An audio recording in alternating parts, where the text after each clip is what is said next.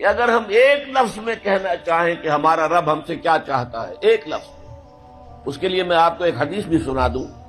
ایک بدو صحابی حضور کی خدمت میں حاضر ہوئے، دیہاتی تھے۔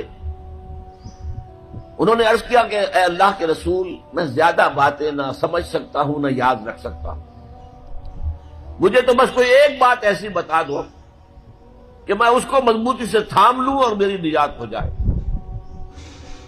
حضور نے یہ نہیں فرمایا کہ یہ تم کیا بے وقوفی والا سوال کر رہے ہو، ایک بات تو نہیں ہے، دین کی تو بہت سی باتیں۔ آپ نے تو ہمیں بھی اصول بتایا ہے کہ کلم الناس علی قدر عقولہم، لوگوں سے گفتگو کیا کرو ان کی عقل اور فہم کے مطابق۔ لہذا آپ نے جواب دیا قل آمنت باللہ ثم استقم، بات ختم، کہو میں ایمان لایا اللہ پر، پھر اس پر جم جاؤ۔ اب یہ کہنا